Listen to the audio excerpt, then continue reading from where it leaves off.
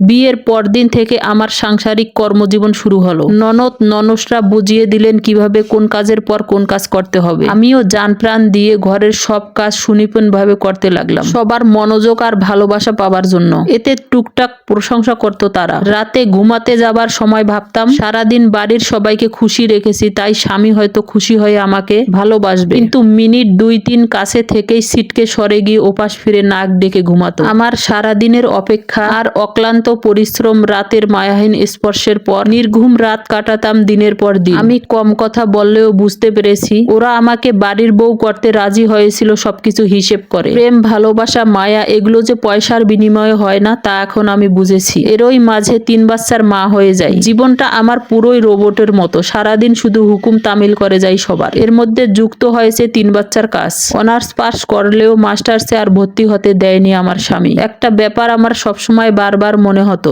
যে এটা আমার সংসার, তাই কোনো কাজই ফেলে রাখতাম না। ভালোবেসেই সংসারের সমস্ত কাজ নিজ হাতে করেছি। ঘরের কাজের মধ্যেই সুখ খুঁজেছি, যদিও মাঝে মাঝে ভীষণ কষ্ট এসে বুকে বাজতো যখন বাচ্চাদের বাবার মুখে অন্য নারীর প্রশংসা শুনতাম। চাকরিজীবী নারীরা অনেক পরিশ্রম করে, অফিস ঘর দুটোই সামলায় সমান তালে। তারা অন্যরকম স্মার্ট। আমার বুঝতে বাকি থাকতো না যে সে আমাকে কোন দৃষ্টিতে দেখছে তখন। কেন আমাকে তার ভালো লাগে না তা আমি জানি। যাই হোক, সংসারটাকে বড্ড বেশি ভালোবাসতাম বলে সব অপমান বেশিক্ষণ আমাকে আচ্ছন্ন করতো না। কিন্তু তারপরেও রাতের আধারে স্বচ্ছভাবে চোখে ভেসে উঠতো বাস্তবতাটা। শুধু কেন জানি মনে হয় আমি এখানে খাওয়া পড়ার জন্য পরে আসি। কয়েক মাস পর পর আমার ভাইয়েরা আমার বাসায় যা যা পাঠায়, আমার খাওয়া দাওয়া তো সেখান থেকেই উঠে আসে। তাহলে কি আমি একজন সরকারি কর্মকর্তার বউ? এই পরিচয় ব্যবহারের জন্য মূল্য দিয়ে থাকছি এ বাড়িতে। সে তো তাহলে আমার ভাড়া করা স্বামী। এখানে তো কোনো মায়ার বন্ধন দেখছি না। বাচ্চাদের মানুষ করা, শাশুড়ির দেখভাল করা, আর রাতে স্বামীর গা হাত পা টিপে দেওয়া, সকালে তার কাপড় বালতিতে ভেজাতে গিয়ে বিভিন্ন হোটেল রেস্তোরাঁর বিল পকেট থেকে ফেলে দেওয়া, এসব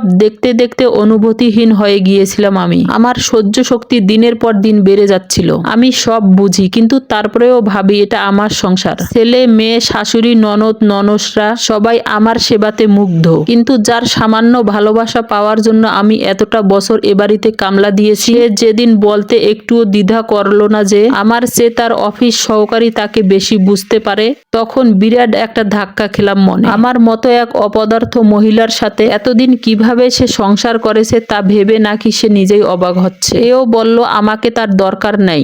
মায়াহীন সংসারে আমি বা কিভাবে ছিলাম বিষয়টা তখন আমাকেও ভাবালো। অথচ আমাদের ভিতরে কোনো ঝগড়া ফ্যাসাদ কিছুই হয়নি। বেশ কিছুদিন যাবৎ সে আমার সব কাজের ভুল ধরা শুরু করলো। আগেও ধরেছে, তবে ইদানিং একটু বেশি মনে হচ্ছিল। আমিও মাথা পেতে নিলাম যে হ্যাঁ, আমি আসলেই অপদার্থ। শুধু খারাপ লাগলো এই ভেবে যে একজনের স্ত্রী এই পরিচয়টা পাবার জন্য কত চড়া মূল্যই না দিয়েছি আমি। প্রেমহীন, লোক দেখানো দাম্পত্য জীবনযাপন করেছি বছরের পর বছর। আশ্চর্য হলাম এই ভেবে যে এই আমি কত আদরেই না ছিলাম বাপের বাড়িতে। কোনোদিন তাদের একটুও বুঝতে দেইনি যে আমি দিনে একজন বাঁধা বুয়া আর রাতে একজন যৌনদাসীর মতো জীবনযাপন করেছি। তবুও সবসময় ভেবেছিলাম এটাই জীবন। অথচ আমার এই ত্যাগের সামান্য মূল্য কোনোদিন পাইনি। বরং দীর্ঘ 28 বছর পর আমার মর্যাদা আর ভূমিকার তুলনা হচ্ছে একজন বাইরের অল্প বয়সী নারীর সাথে। আর তখন একজন সরকারি কর্মকর্তার স্ত্রীর পরিচয় নিতে পারলাম না। কর্মকর্তার স্ত্রীর পরিচয়ের আগে